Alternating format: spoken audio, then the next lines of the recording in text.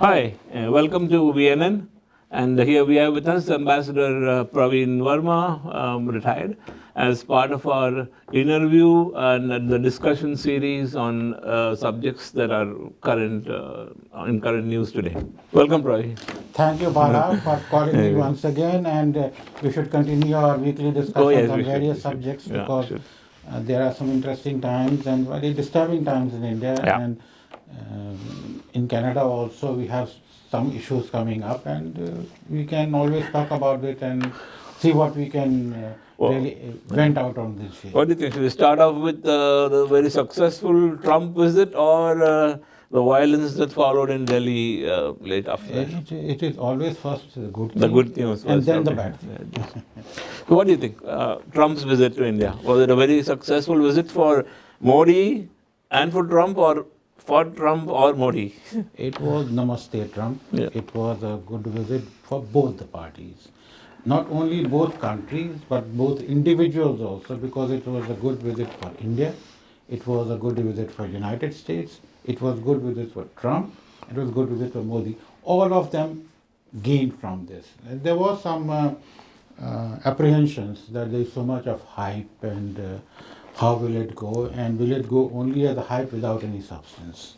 But we now find, after we see what has transpired, that it was both hype and substance, because there was grand gala tamasha. Oh yeah, You've seen pomp that and one. pageantry Yeah, and yeah. colors and a lot of sound. And the Motera Stadium Yeah. and the Taj Mahal, everything went off very well. And thereafter the talks also went off very well. So that was a good thing, and people on both sides are more or less satisfied. Yes. I think because he brought quite a high-powered delegation to India. Yes. All the top advisors, most of the top secretaries, except the trade secretary. Yeah, that was known. And Air Force One was there, the Beast was there. The Beast so was there. So it was all pomp and glory. Taj Mahal was there. Samadhi, Gandhiji Samadhi was there. So everything was put into this, and the banquet. And of course, then Sachin Tendulkar and Virat That was Kohli. great fun. Virat Kohli. Trump, and then what was Namaste India. And of course, Swami Viveka Munda. That is of course something. Apart from that, what actually happened? What was there any substantive results that came from these talks? Yes, there were a number of, there are two MOUs signed on mental health, drugs, and there was a letter of understanding between Indian Oil and Exxon Oil with an American energy company. And terrorism. That was the substantive part. The trade deal did not happen. We'll talk about that later. But expansion or consolidation of our strategic partnership went off in a good way. Yeah, in terms of defense partnership, anti-terrorist partnership in Indo-Pacific region. That was another thing. And then we found some convergences in Afghanistan also. So there was much to take away from so many things. What do you think? I mean, as a somebody who's involved in government service and the diplomatic service, what happens in Afghanistan now if the U.S. troops withdraw from there? There will be a vacuum. Does U.S. expect India to fill a part of it? I mean, send troops there? I mean, is that what it means? Whether U.S. expects it or not, I'm not so sure.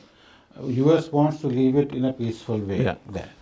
Now, Afghanistan government may expect India to bring in some boots in the ground, which India at the present is not willing to. So we have to find a way, and there was some discussions on the subject, if we could station some UN troops over there, and Indian troops could be a part of the UN troops.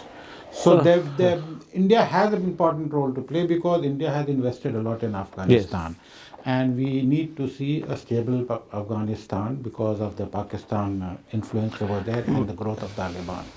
But how America goes out and the rest of the world ensures the peace over there, that is an issue which Trump is also still struggling with. And there was discussions with... so will it help if India as a country goes border with Afghanistan? So if India gets back POK, then there will be India-Afghanistan will have a common border. If that could help. If Auntie had mustaches, she would be uncle. No, but the problem is if the US says, okay, go ahead, take POK, then you and Afghanistan are now together again there.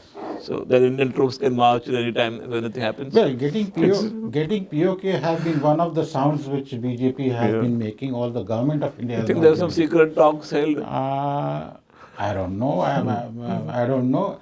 It is something which at this point of time seems a bit improbable. Yeah, because you have to think about China also. Pakistan might not do anything if we get into the CPEC passes through that area. Their diplomacy, the Belt and Road diplomacy, which involves the whole thing. So balancing China again was an issue during this visit, and both countries have joined hands in Indo-Pacific Ocean. And I think US just said that they will help India strengthen its maritime forces and security. And in USA, which was not so constructive earlier in the Quad arrangement, India, USA, Japan and Australia, now seems to be a bit more proactive, and they want to see that a stable Indo-Pacific seas become a very important priority in terms of containment of China for USA. So that's where without getting into direct conflict with China. I mean, India doesn't not very keen on that thing. India has been doing it very softly because it doesn't want to upset China. Yeah, that's in many ways, yes. So and now with the Americans also behind us, the Chinese have not reacted to more further. No, nothing about the visit. Nothing about the visit yet. So that again is another welcome development. That's very good. Of course, in the US, of course, Democratic front runner Bernie Sanders, he is very anti-India and very outspoken about it. Yeah, but we don't know what will happen to after Trump leaves. Indo-American relationship has been going up. It doesn't depend on one Bernie Sanders. It doesn't depend upon Bernie Sanders. If you recall, it sort of we had a dark patch during the Soviet days, and then after we imploded the nuclear thing. But then after Bill Clinton, we have got back into this, and we have been having visits from every American president, and the partnership has grown. And Obama did 2 visits, if I recall correctly. Yeah. And Bush, I think, became the most popular US president in India. Yes. So whoever comes as a leader, usually like bureaucrats, politicians are also in the same color. The nation's interest comes predominant. So they will see in the perspective when they come in. And in USA, we have to deal with Democrats and Republicans. And so whoever comes in, there will be some change because the style of functioning of Trump is different. This Namaste Trump, etc. will not happen because Modi's successor might be also different. And you see a difference between Manmohan Singh and Modi, a total contrast. Right. Yeah, now coming to the military relationship, you said now India has signed a, I think, $3 billion deal with to buy helicopters. That has been in the offing for quite some time, and which has finally materialized in the signing of the deal.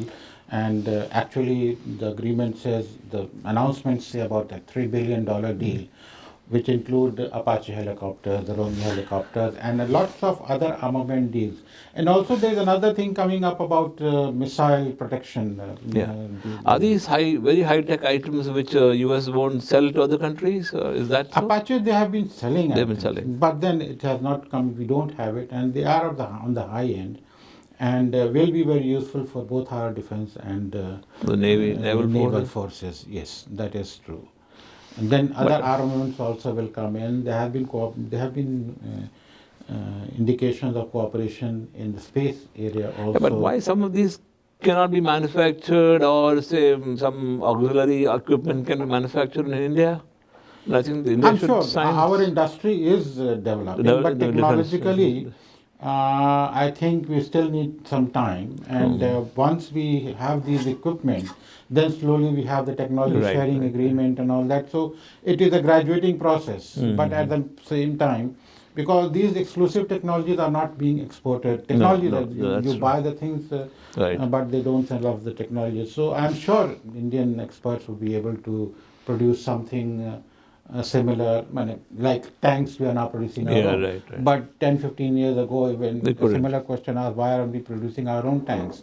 It takes time, Yeah, yes. sure. And about the trade, no, what about trade? Trade Trade was deal. one thing which was left behind this time because we have differences on trade. We are a protectionist economy ourselves, yes. and we have high tariff regime. And you and I, as an Indian, would understand why are we protecting our industries. Yeah. And that hurts Trump. Trump is explosive. Yeah. He said he doesn't like India, but I like Modi. So that is the strain. So those things have hurt him also. For us, in his history or in his own stride, Trump removed India from the GSP, Yeah, right. which hurt us also. And then we on the other side, for protecting our local industries, make in India, sort of assemble in India, we put high tariffs on various consumer goods. And medical equipment, stents have become, so all these things have added up. Americans wanted the motorcycles, Hero Honda said that, okay, I'm willing. So that was a compromise situation, but dairy there was no compromise because we couldn't leave our farmers. But then trade is developing, and the trade has accelerated between the last few years. Yeah, because of our also adding up our energy import from US. So that has added to a big way. Now that the Trump visit is over and that's done with for the time being, and what is happening in Delhi? Today's news report said 43 people dead, over 200 still in hospital. What was the cause of all this? Cause, I have mentioned it somewhere else also, that it has been growing, and the hate speeches have been going on for the last so many months, and I would say years also, and the political system over there is not doing anything about it. Although his hate speeches are a crime in India even. But then what happened was this CAA, anti-CAA. I'm just wondering, the CAA Act has come. Now 43 people are dead, I think, for nothing.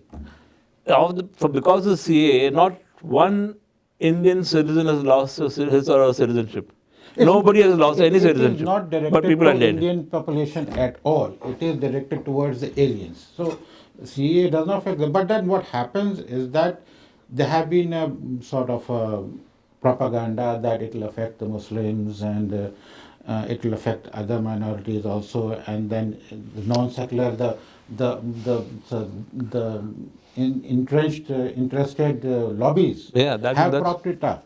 Now this slowly went deteriorated in Northeast Delhi into a Hindu-Muslim confrontation. Yeah, which is very strange, isn't it? Which is a strange, and we have had reports in newspapers that there was an AAP corporator who sort of made his house as a fort for propagating or sort of encouraging and inciting people.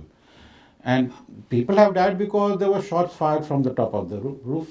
And as a matter of fact, we saw one clip of one person pointing a gun towards the policeman. Because he's absconding now. Yeah. And of course, I would say that police also may have been a bit. I think because Trump was visiting Delhi, maybe not because of Trump. Police has been put in a very difficult position when and where to come in and when and where to go out. If they act, there will be a fault. If they don't act, they're at fault. There will be a fault. But then what happens is they are at the front and they are visible. So the ultimate blame has largely fallen, of course, the perpetrators of the community clash and the police, whom most of the people have blamed for late or delayed action, which I don't know. There are investigations already gone, and Ajit Doval has taken over the whole situation in his hands. Amit Shah has been coordinating all the reconciliation and whatever peace effects have to be done. And things are returning to normal. They are normal, but then it has been this has been a riot after 1984, major riot, and in Delhi and in such close proximity. And that's very strange because now today's report said under the CAA, 500,000 Muslim illegal immigrants have been given citizenship. under this current CA Act, and 1.3 million Hindus have been given citizenship. Now, 500,000 is quite a big figure. The illegal immigrants, mainly from Bangladesh, have been granted citizenship under the CA. So this question under of under the laws under which citizenship is granted. Yes. Citizenship, the CA has merely tweaked one aspect. 2014, I think they made That says that before 2014, 31st December, all these refugees who had come, Yeah. we have segregated a class out of them, which Right. are the refugees which have come because of religious persecution in these three Right. countries. So therefore, they have brought into a class, and then they have been given a fast track. That's all which is given.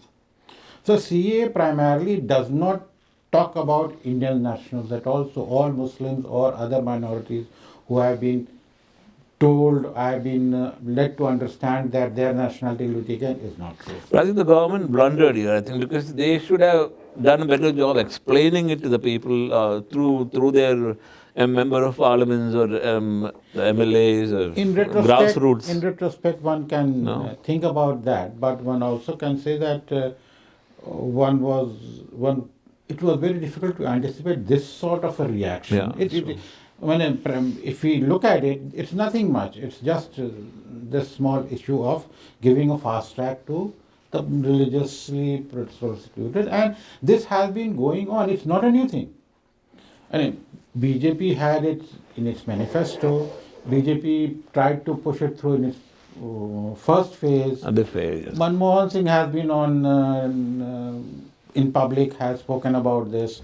The Communist Party has also spoken. It's a natural issue that your own people who stayed behind thinking that they'll be taken care of were not taken care of. The riots look like a well-planned, something like an open rebellion or something of that type. That's what is emerging, that after the build-up,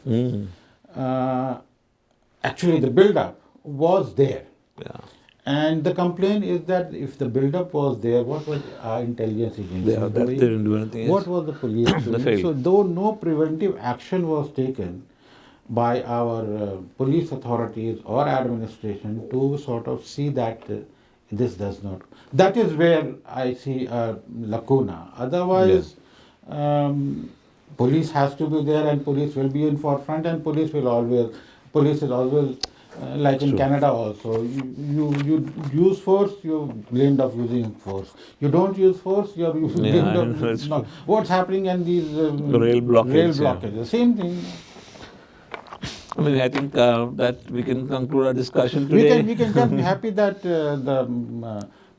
Trump, going back to Trump, being unpredictable as he is, did not say anything which we he did not say anything. And Pakistan remains in FATF, which is a good thing, and he has come very firmly against Pakistani using their soil for terrorism purposes, and he has actually talked about LET, NJEM, and the company, and all these things, all these organizations to be in control, including, of course, Al-Qaeda and ISIS.